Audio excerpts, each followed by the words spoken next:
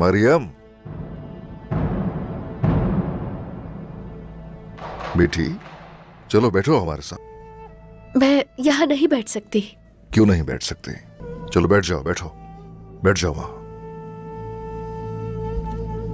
बाबा, अगर आप मुझे अब जंग पर नहीं लेकर गए तो मैं खुद चला जाऊंगा। खामोश हो जाओ बेटे। फातिमा, गाजी जो कुछ भी कह रहा है कहीं ये तुम्हारे अल्फाज तो नहीं? हाँ ठीक है ना बाबा?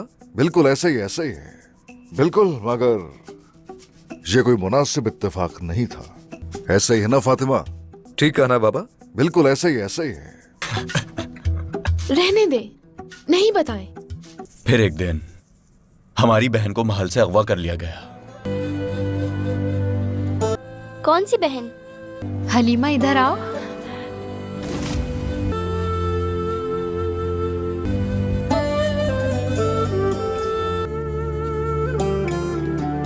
हाँ हाँ, मैं जानता हूँ, मुझे बस करो समझ। गाजी।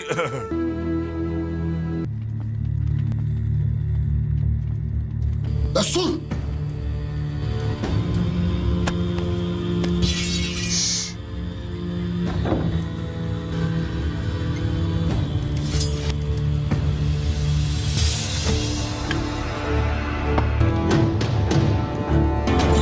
बोल जाए तूफान का कासिद हूं मैं। ठीक है जो आप कर रहे हो। इजाजत किससे ली? जो आपने यहाँ का सुल्तान होने का ऐलान कर दिया। आज तक जो महसूल सुल्तान मसूद ने अदा किया था वो अब आपको अदा करना है। बस करो, बहुत हो गया। अपनी हद में रहो। सुना तुमने? तुम वैसे उस्मान होगी शायद। ऐसा ही है। नाम से वाकिफ हो तो वजह शोहरत भी जानते होगे। जानता हूं मैं। और याद है ये हमें कैसे झुकाया तुमने हमारे कमांडरों को। बहुत अच्छा। 50,000 सोने के सिक्कों के सालाना महसूल के साथ उस्मान ने जो खून बहाया हम लोगों का, उसके बदले 20,000 सिक्के इजाफी होंगे।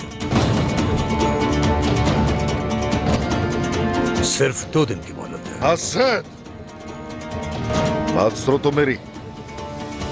अगर कासिद बनने की बजाय यहां हुक्म चलाने की कोशिश की तो तुम्हारा सर तुम्हारे जिस्म पर नहीं रहेगा।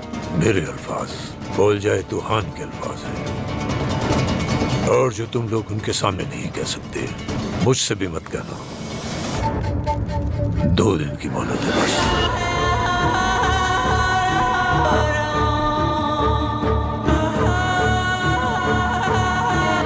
हर वो चीज जो तुम लोगों की है जब तक हम चाहेंगे आपकी रहेगी। रियासत बन जाने दो जरा, तो उस वक्त हम देखेंगे कि महसूल कौन अदा करेगा। अगर मेरा खून बहाया गया तो ये सरजमीन जिसे तुम अपना घर कहते हो खून का समंदर बन जाएगी। जाओ यहाँ से, तुम्हारा सोना तुम तक पहुंच जाएगा। सिर्फ 2 दिन, वरना इसी बगावत जानकर खत्म कर देंगे तुम्हें।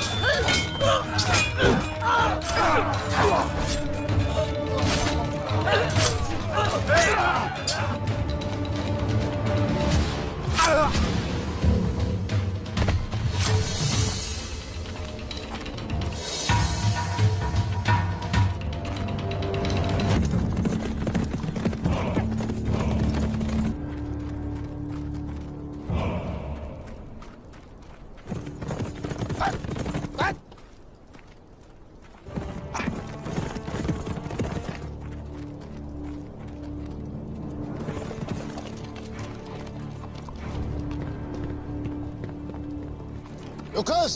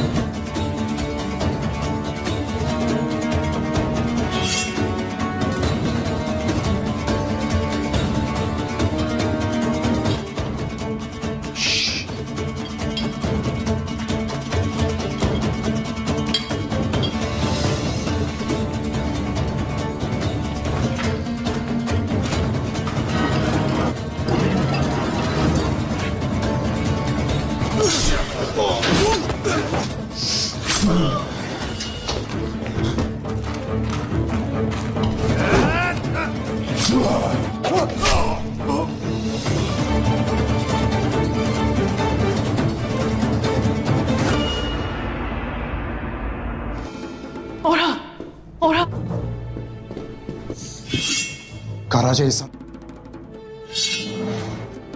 Orhan Bey.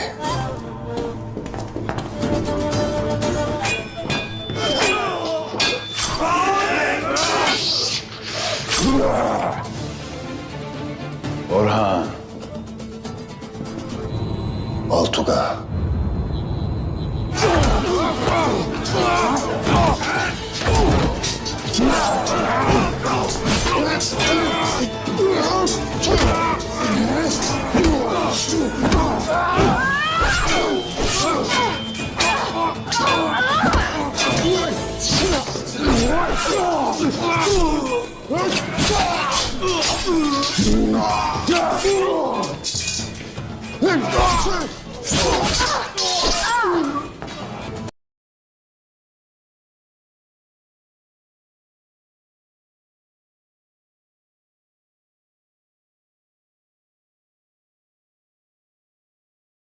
अस्सलाम वालेकुम नाजरीन।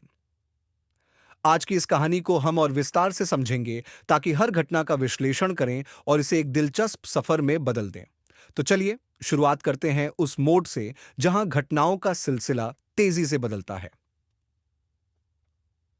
सराय में गुलामों का इम्तिहान साउ।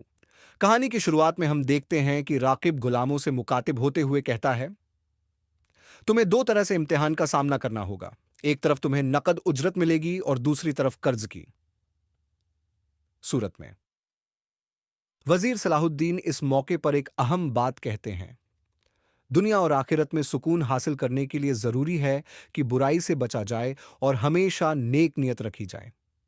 यहां ने हमें एक जबरदस्त सबक मिलता है कि हर फैसले का असर सिर्फ आज नहीं बल्कि हमारे आने वाले वक्त पर भी पड़ता है।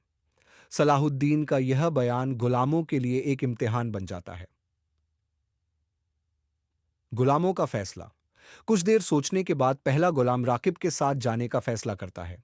बाकी गुलाम भी उसकी तरफ आ जाते हैं, मगर एक छोटा सा गुट जो सलाहुद्दीन के प्रति वफादार था उनके साथ खड़ा रहता है। यह मंजर राकिब के लिए जीत का ऐलान बन जाता है, लेकिन दूसरी तरफ काजी फजल और खलील के लिए परेशानी का सबब। यहां से हमें सीख मिलती है कि हर इंसान का ज़मीर अलग होता है। जहां कुछ लोग अपनी फौरन की जरूरत के लिए अपने उसूलों से समझौता कर लेते हैं, वहीं कुछ लोग अपने मकसद पर कायम रहते हैं। सारतच, जमशेद का बाजार और गुप्त साजिशें। बाजार का मंजर एक अलग कहानी बयान करता है। जमशेद और कुछ ताजिर इस पर चर्चा कर रहे होते हैं कि मिस्र में खलीफा के खिलाफ ये कैसी साजिशें रची जा रही हैं। जमशेद कहता है, ऐसा कौन कर सकता है और हमें इस साजिश के पीछे किस पर यकीन करना चाहिए। यहां एक और किरदार जोहैर अपनी मक्कारी दिखाते हुए कहता है, जो बीज मैंने बोए थे वो अब फल देने लगे हैं। वजीर के सिपाही अब फंस चुके हैं। सबक यहां से पता चलता है कि जब साजिशें अपने चरम पर होती हैं तो शक और बेयकीनी का माहौल पैदा हो जाता है। ऐसे हालात में वफादारी और ईमानदारी का इम्तिहान होता है। धमाका खेत साजिश और सलाहुद्दीन की चतुराई। काजी फजल एक अहम खबर लेकर सलाहुद्दीन के पास आते हैं। कायरा के बाहर भारी मिकदार में धमाका खेज मवाद जमा किया गया है। उनका मकसद कायरा को आग में झोंकना है। सलाहुद्दीन फौरन इस खबर पर अमल करने का हुक्म देते हैं और कहते हैं, हमें इसे शहर में दाखिल होने से पहले रोकना होगा। जरूर का यहां एक अहम सीख मिलती है। नेतृत्व का असली मतलब सिर्फ हुक्म देना नहीं, बल्कि सबसे आगे खड़े होकर अपनी टीम का हौसला बढ़ाना होता है। सलाहुद्दीन खुद मैदान में उतरकर हालात का जायजा लेने निकल पड़ते हैं। हमलावरों से मुकाबला और रणनीतिक जीतमो जंगल में सलाहुद्दीन और उनके साथियों का सामना अचानक से हमलावरों से होता है। लड़ाई में सलाहुद्दीन अपने हौसले और तजुर्बे से दुश्मनों को मात देते हैं। हमलावरों का सरदार कहता है, तुम्हारे भेजे हुए जासूसों को हमने मार गिराया, अब तुम्हारी बारी है।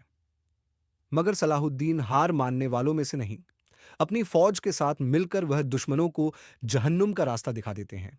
जालकाश सबक यहां से हमें यह समझने को मिलता है कि हौसला और मजबूत इरादा किसी भी मुश्किल हालात को जीत में बदल सकता है। जारियान कायरा की साजिश और खलीफा की चालें। कायरा में खलीफा के आदमियों ने सलाहुद्दीन के वफादार सिपाहियों को गिरफ्तार कर लिया। उन पर गलत इल्जाम लगाकर उन्हें सजा-ए-मौत का फरमान सुनाया गया। लोग खलीफा के हुक्म पर पत्थर बरसा रहे थे, लेकिन सिपाही अब भी अपनी वफादारी पर डटे रहे। यहां हमें क्या सीख मिलती है? दुश्मनों की साजिशें चाहे कितनी भी बड़ी क्यों ना हो, अगर आपके साथ सच और ईमानदारी है तो आप हर मुश्किल से निकल सकते हैं। अल जहर मदरसे पर हमला। खलीफा के आदमियों ने मदरसे पर हमला करके मासूम बच्चों और उस्ताद को बंधक बना लिया। यह मंजर दिल दहला देने वाला था। वजीर सलाहुद्दीन को जब इस घटना की खबर मिली तो उन्होंने फौरन मदरसे का रुख किया। वहां पहुंचकर उन्होंने न सिर्फ बच्चों को आजाद कराया, बल्कि दुश्मनों को साफ पैगाम दिया कि नेक काम करने वालों को डराया नहीं जा सकता। सुअज़बला अंतिम मोड़ और नसीहतें। कहानी के अंत में हमें यह सीखने को मिलता है। 1. चरात नेतृत्व का सबक। एक सच्चा लीडर वही है जो अपने लोगों की हिफाजत के लिए सबसे आगे खड़ा हो। 2. ईमानदारी और वफादारी। सच्चाई और ईमानदारी की राह मुश्किल हो सकती है, लेकिन उसका अंजाम हमेशा बेहतर होता है। 3. साजिशों से न घबराएं। साजिशें चाहे कितनी भी बड़ी हों, सच्चे लोग और उनके नेक इरादे उन्हें हर बार नाकाम करते हैं। जाऊ रब का तफसीलात और सबक का निचोड़ और भी इस कहानी से हमें यह समझने को मिलता है कि मुसीबतों का सामना करना ही इंसान की असली आजमाइश है। एक सच्चे और नेक इंसान का किरदार हर मुश्किल वक्त में सामने आता है। बुराई चाहे कितनी भी बढ़ जाए, अच्छाई और हौसला उसे हमेशा मात देता है। नाजरीन, अगर यह कहानी आपको पसंद आई हो तो इसे ज्यादा से ज्यादा शेयर करें और हमारे चैनल को सब्सक्राइब करना न भूलें। इंशाल्लाह हम अगले एपिसोड में और भी दिलचस्प किस्सों के साथ लौटेंगे। तब तक के लिए अल्लाह हाफिज। अस्सलाम वालेकुम नाजरीन। आज की इस कहानी को हम और विस्तार से समझेंगे ताकि हर घटना का विश्लेषण करें और इसे एक दिलचस्प सफर में बदल दें। तो चलिए शुरुआत करते हैं उस मोड़ से जहां घटनाओं का सिलसिला तेजी से बदलता है। सराय में गुलामों का इम्तिहान सऊ। कहानी की शुरुआत में हम देखते हैं कि राकिब गुलामों से मुकातिब होते हुए कहता है, तुम्हें 2 तरह से इम्तिहान का सामना करना होगा। एक तरफ तुम्हें नकद उजरत मिलेगी और दूसरी तरफ कर्ज की। सूरत में। वजीर सलाहुद्दीन इस मौके पर एक अहम बात कहते हैं। दुनिया और आखिरत में सुकून हासिल करने के लिए जरूरी है कि बुराई से बचा जाए और हमेशा नेक नियत रखी जाए। यहां ने हमें एक जबरदस्त सबक मिलता है कि हर फैसले का असर सिर्फ आज नहीं बल्कि हमारे आने वाले वक्त पर भी पड़ता है। सलाहुद्दीन का यह बयान गुलामों के लिए एक इम्तिहान बन जाता है। गुलामों का फैसला। कुछ देर सोचने के बाद पहला गुलाम राकिब के साथ जाने का फैसला करता है। बाकी गुलाम भी उसकी तरफ आ जाते हैं, मगर एक छोटा सा गुट जो सलाहुद्दीन के प्रति वफादार था उनके साथ खड़ा रहता है। यह मंजर राकिब के लिए जीत का ऐलान बन जाता है, लेकिन दूसरी तरफ काजी फजल और खलील के लिए परेशानी का सबब। यहां से हमें सीख मिलती है कि हर इंसान का ज़मीर अलग होता है। जहां कुछ लोग अपनी फौरन की जरूरत के लिए अपने उसूलों से समझौता कर लेते हैं, वहीं कुछ लोग अपने मकसद पर कायम रहते हैं। सारतच, जमशेद का बाजार और गुप्त साजिशें। बाजार का मंजर एक अलग कहानी बयान करता है। जमशेद और कुछ ताजिर इस पर चर्चा कर रहे होते हैं कि मिस्र में खलीफा के खिलाफ ये कैसी साजिशें रची जा रही हैं। जमशेद कहता है, ऐसा कौन कर सकता है और हमें इस साजिश के पीछे किस पर यकीन करना चाहिए। यहां एक और किरदार जोहैर अपनी मक्कारी दिखाते हुए कहता है, जो बीज मैंने बोए थे वो अब फल देने लगे हैं। वजीर के सिपाही अब फंस चुके हैं। सबक। यहां से पता चलता है कि जब साजिशें अपने चरम पर होती हैं तो शक और बेयकीनी का माहौल पैदा हो जाता है। ऐसे हालात में वफादारी और ईमानदारी का इम्तिहान होता है। मां का खेत साजिश और सलाहुद्दीन की चतुराई। काजी फजल एक अहम खबर लेकर सलाहुद्दीन के पास आते हैं। कायरा के बाहर भारी मिकदार में धमाका खेज मवाद जमा किया गया है। उनका मकसद कायरा को आग में झोंकना है। सलाहुद्दीन फौरन इस खबर पर अमल करने का हुक्म देते हैं और कहते हैं, हमें इसे शहर में दाखिल होने से पहले रोकना होगा। जरूर का यहां एक अहम सीख मिलती है। नेतृत्व का असली मतलब सिर्फ हुक्म